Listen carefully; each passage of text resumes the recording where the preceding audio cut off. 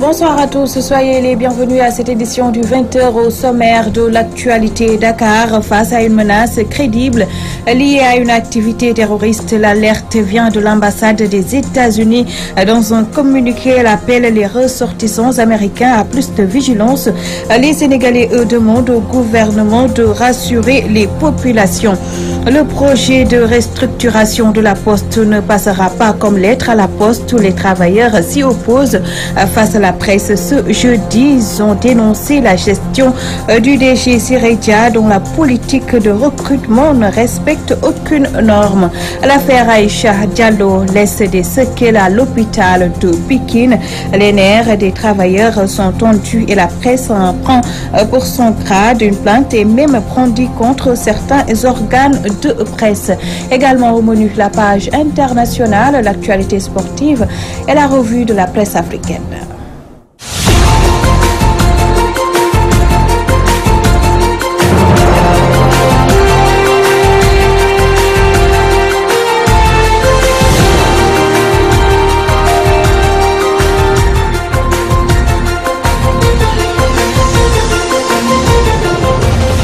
Merci de vous joindre à nous. Le Sénégal fait-il face à une menace réelle d'actes terroristes? Oui, semble répondre les Américains.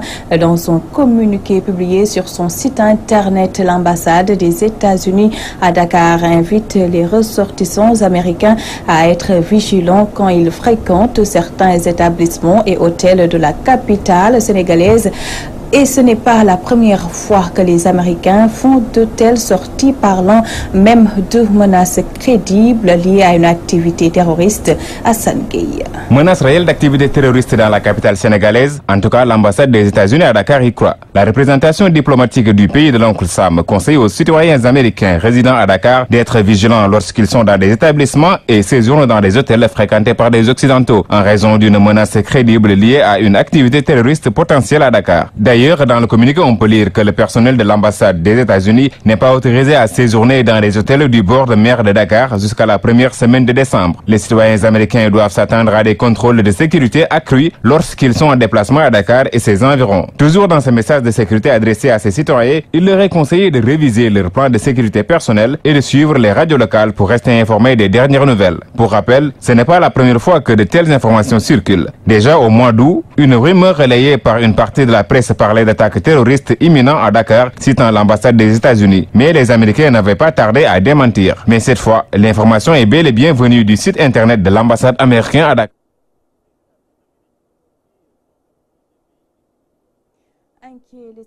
Demande au gouvernement de rassurer les populations. Voici quelques réactions recueillies par Abdou Khoudous Diallo.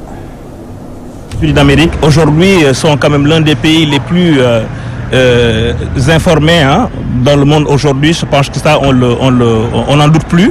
Et donc s'ils interdisent quand même leurs ressortissants qui sont au Sénégal de fréquenter certains lieux, je pense qu'aujourd'hui ça devrait être une alerte pour le Sénégal.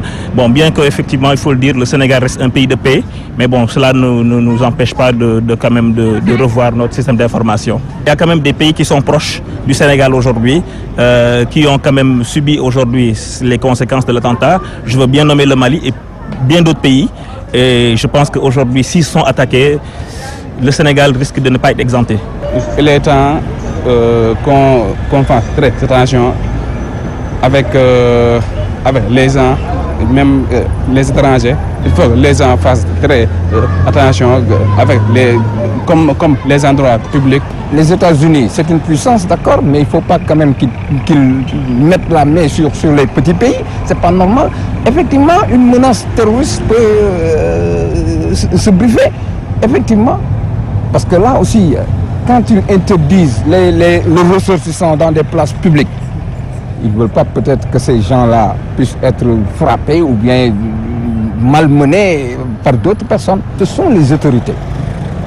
En tête, le président de la République qui doit prendre ses responsabilités et trouver une solution. Autre titre de l'actualité, c'est dans une confusion totale que les travailleurs de l'hôpital de Pikine ont tenu leur sit-in ce jeudi suite à l'affaire Aïcha Diallo. Les manifestants en sont pris aux journalistes, leur jetant insultes et insanités. D'ailleurs, ils sont décidés en accord avec la direction de l'hôpital d'ester en justice contre certains organes de presse accusés de diffuser de fausses informations sur le décès de la jeune Aïcha Diallo. Les détails avec Théodore Semedo. Sit-in des travailleurs de l'hôpital de Pikine, ces derniers font le procès de la presse avec des insanités de toutes sortes dans l'affaire Aïssata Diallo, dite bébé Aïcha, décédée récemment dans cette structure sanitaire.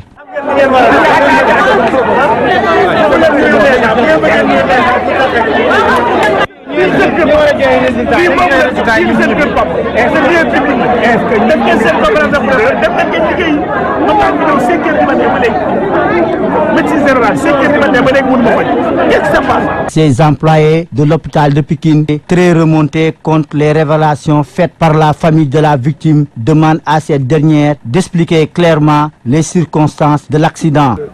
Nous dénonçons tout acharnement que la presse est en train de faire au sein de cet hôpital.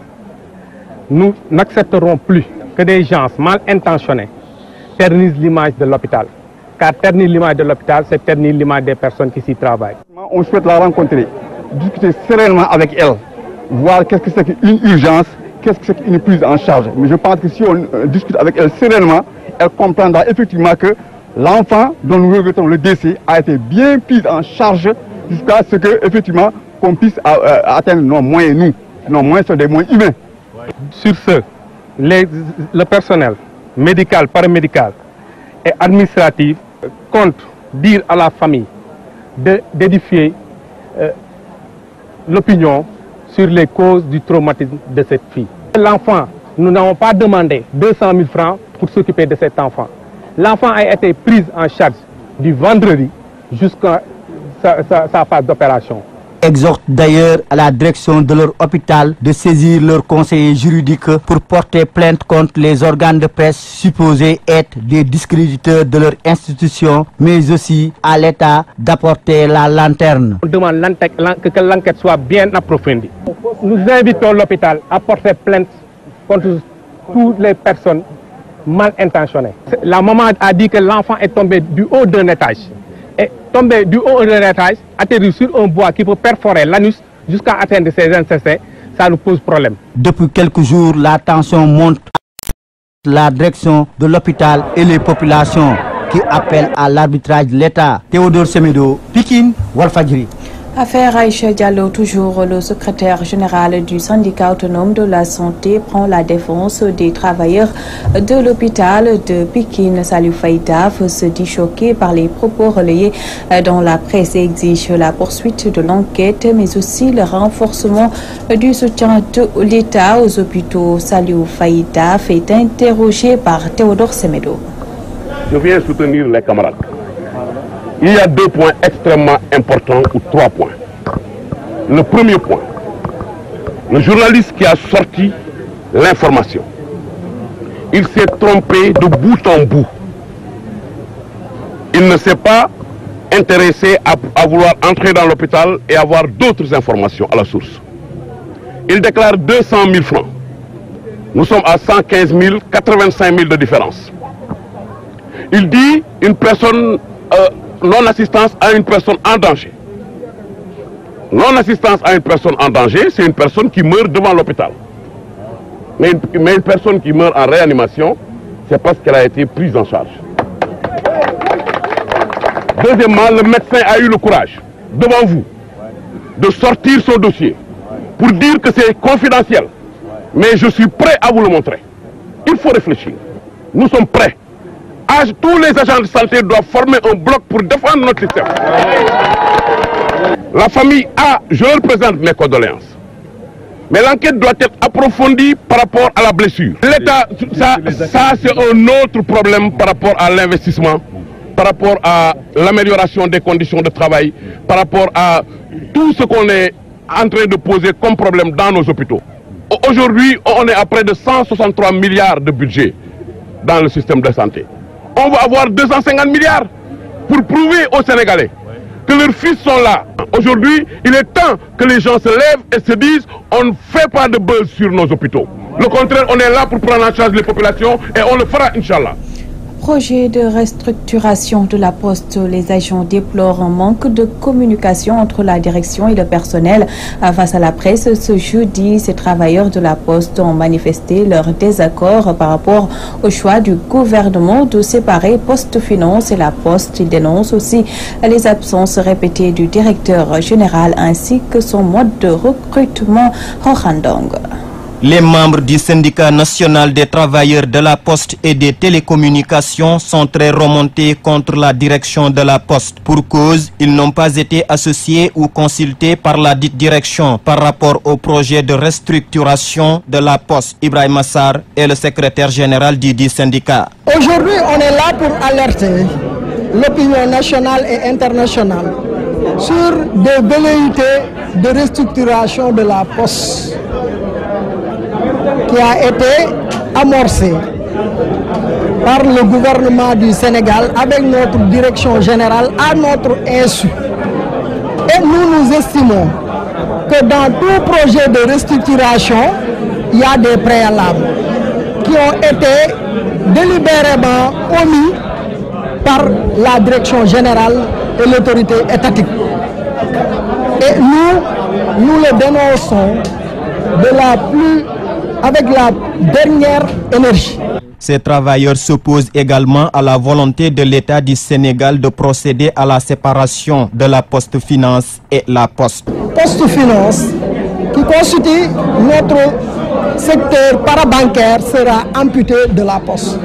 Le faisant, on réduira la Poste à une simple structure administrative qui sera inévitablement en déliquescence parce que les expériences vécues dans les pays du Mali, de la Côte d'Ivoire et d'ailleurs ont été soldées par un échec total. Siredia qui, selon eux, recrute de façon déloyale et voyage plus qu'il ne travaille.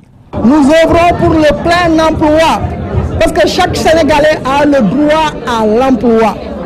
Mais nous, ce que nous disons, tout recrutement doit obéir certaines normes. Nous, ce que nous n'avons pas compris, en plein processus de recrutement, de restructuration et en fin d'année budgétaire, que le directeur général, en un laps de temps, se permet de recruter à tour de bras 400 personnes recrutées directement. Il a préféré être à l'étranger et laisser ces travailleurs au dictat des rumeurs, des supputations qui entraînent une peur et une confusion en leur sein.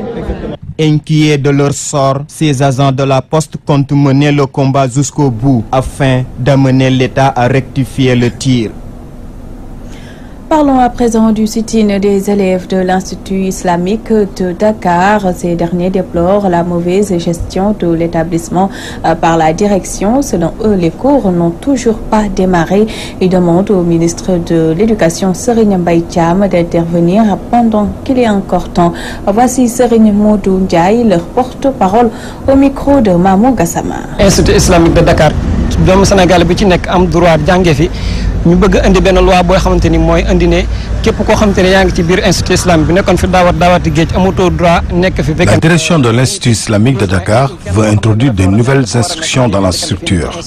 Il s'agit de fermer l'internat à chaque week-end et cela n'arrange pas du tout les élèves, surtout ceux qui viennent de l'intérieur du pays. Nous déplorons la mauvaise gestion de la structure par la direction. Nous vivons dans de mauvaises conditions. Les repas que nous mangeons n'ont pas de qualité. Et ceci n'est pas bon pour notre santé. Même les prisonniers de Rebeuss sont mieux traités que nous. La majeure partie de nos enseignants ne sont pas compétents. Et nous demandons au ministre de l'Éducation nationale de revoir le système éducatif. D'après la direction, c'est le ministre Serigne Mbaye Thiam qui a signé ces nouvelles instructions qu'il veut mettre sur place. Pour cela, nous demandons au ministre de réagir. Aujourd'hui, nous avons tenu une rencontre avec les autorités, mais elles n'ont pas répondu à nos souhaits.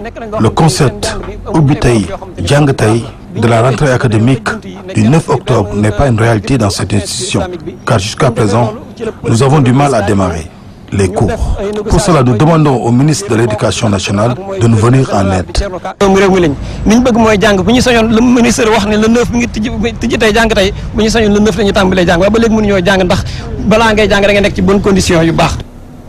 On passe maintenant à la page internationale qui nous mène en Espagne, au Togo. Mais nous démarrons par le Nigeria où au moins 3 soldats ont été tués dans le nord-est du pays. Le récit est signé Hassan Gueye.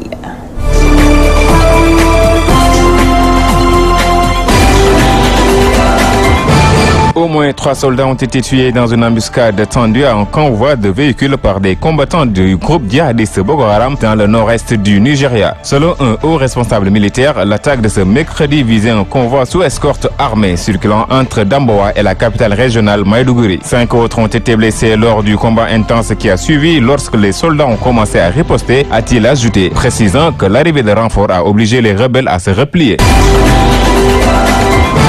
5 personnes ont été blessées par balle ce jeudi à Lomé dans des heurts opposant des jeunes aux forces de l'ordre togolaises avant une manifestation de l'opposition interdite. Mercredi, au moins 4 personnes avaient déjà été tuées selon le gouvernement dans les 2 principales villes au cours de violents affrontements. Contacté par l'AFP, le directeur d'Amnesty International Togo, Aimé Adi, a confirmé le bilan de 5 blessés par balle qui étaient en train d'être évacués vers une clinique de la capitale togolaise pour être soignés en urgence.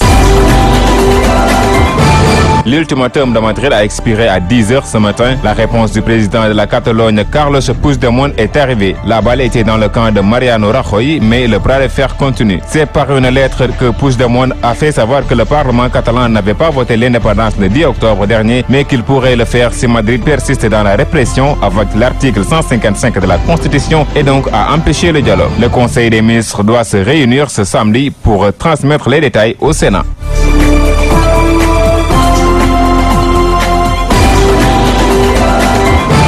Le 12e Gaindé. Le comité des supporters du 12e Gaindé sonne la mobilisation pour le match retour au Sénégal-Afrique du Sud, comptant pour la dernière journée des éliminatoires du Mondial 2018. Il compte distribuer 60 000 drapeaux et invite les Sénégalais à porter les couleurs de la nation le jour du match. Le 12e Gaindé était en conférence de presse ce jeudi, suivant le compte-rendu de Nafia Marfal. Le 12e Gaindé compte bel et bien se rendre à Polokwane pour accomplir son devoir de supporter, selon le président du comité. Par air ou par mer ou par terre, nous y serons. Évidemment, à défaut d'avoir les moyens de notre politique, nous allons appliquer la politique de nos moyens.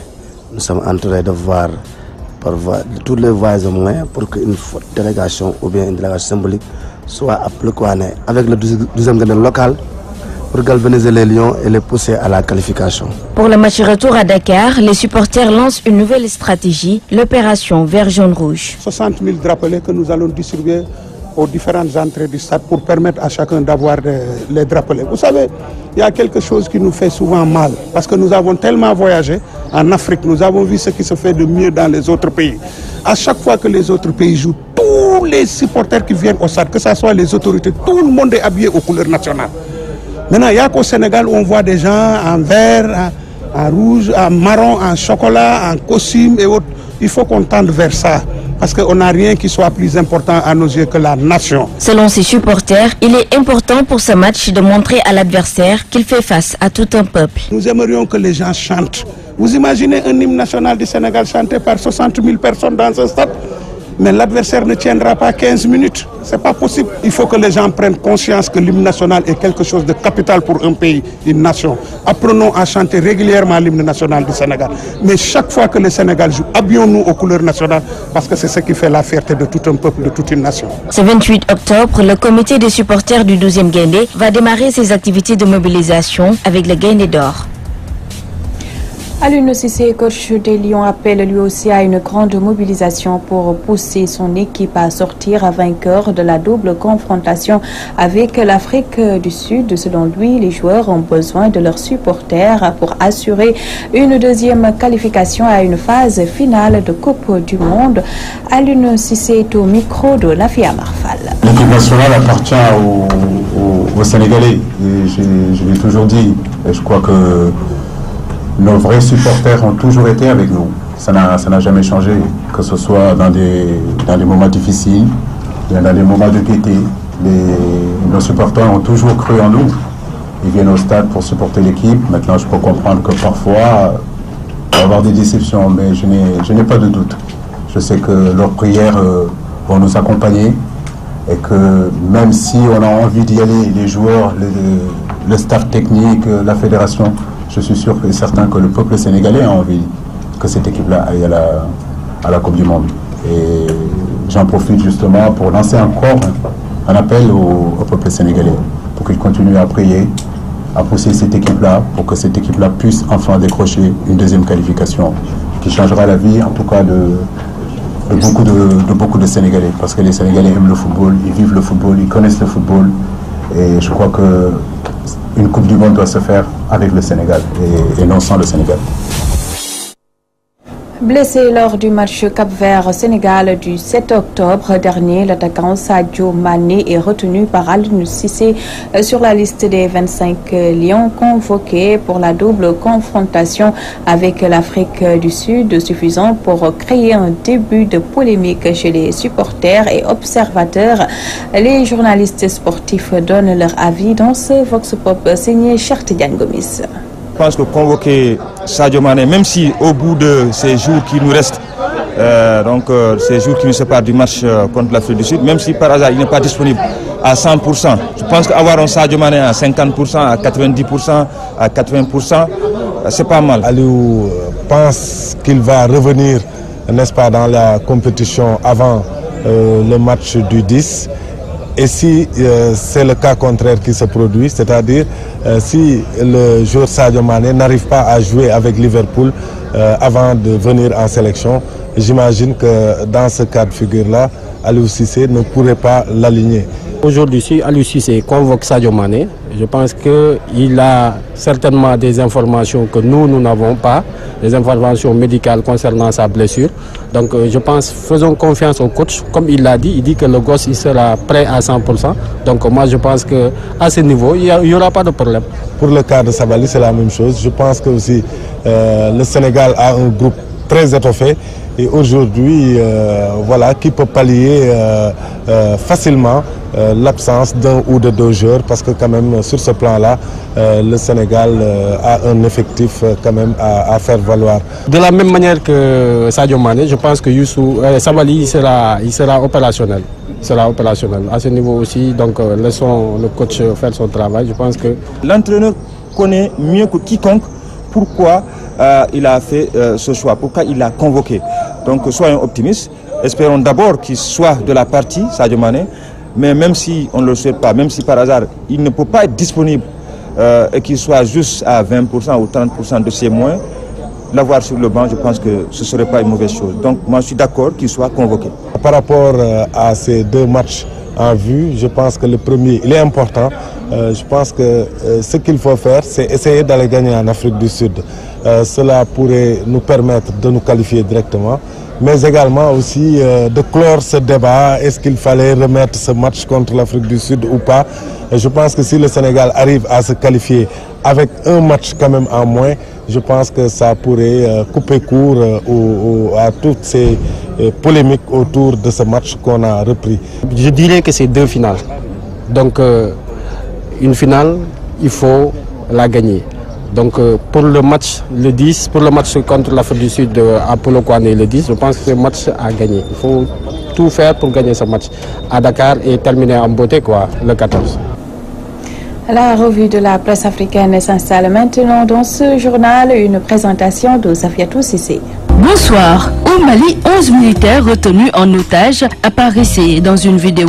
Jeune Afrique qui en parle souligne que le groupe de soutien à l'islam et aux musulmans d'Iyag Agali a diffusé début octobre une vidéo de 11 militaires maliens enlevés dans différentes attaques entre juillet 2016 et mars 2017. Ils y demandent au président Ibrahim Boubacar Keïta de tout faire pour obtenir leur libération. Restons au Mali avec Maliweb qui revient sur l'enquête sur les violations des droits de l'homme et renseigne que la Cour pénale internationale ne vient pas supplanter la justice malienne. Selon les journalistes maliens, la procureure de la Cour pénale internationale a séjourné à Bamako du mardi au mercredi. Fatou Bensouda a eu à rencontrer le président de la République, les autorités judiciaires ainsi que des organisations de la société civile. Si les organisations de défense des droits de l'homme espèrent que cette seconde mission de la procureure de la Cour pénale internationale au Mali fera avancer les dossiers sur les cas de viol au nord du pays, Madame Bensouda a précisé que la Cour pénale internationale ne peut venir en appui de la justice malienne. Direction Cameroun avec le site ivoirien IZF qui parle de tensions persistantes et risque d'insurrection armée en zone anglophone. Selon nos confrères, la tension persiste au Cameroun anglophone malgré le lancement par le gouvernement d'une série de concertations dans ces régions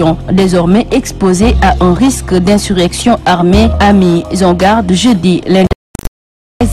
Groupe poursuivant, il précise que le président camerounais Paul Biya doit prendre ses responsabilités et agir vite dans les zones anglophones où les rangs des sécessionnistes augmentent de jour en jour du fait de la répression meurtrière des autorités, a prévenu dans un nouveau rapport le Centre d'analyse et de prévention des conflits, ajoute la rédaction du site. Après Cameroun, cap sur Togo où les habitants de Bé essuient les balles des forces de l'ordre, information relayée par icilomé.com. Ils sont à la traque de tout citoyen, tout ce qui peut bouger. Dans la foulée, ils n'hésitent pas à ouvrir le feu. Les balles sifflent de partout, précise le site. Des jeunes tentent de riposter avec des barricades. Le quartier B est en état de siège, annonce également nos confrères. Terminons avec africaguinée.com. Le site qui parle de vives tensions à Beila annonce une vingtaine de maisons incendiées. La tension ne faiblit pas à Beila, cette préfecture de la région forestière qui connaît depuis ce mercredi 18 octobre 2017 des manifestations. Les manifestants exigent le respect des engagements pris par le président Alpha Condé lors de la campagne présidentielle. C'était l'édition du 20h. Merci de nous avoir prêté attention. Votre rendez-vous du jeudi dîner à Diamano, c'est à 21h avec Ousmane. C'est une émission que vous pourrez également revoir en replay sur notre site walfnet.com. Excellente soirée à tous.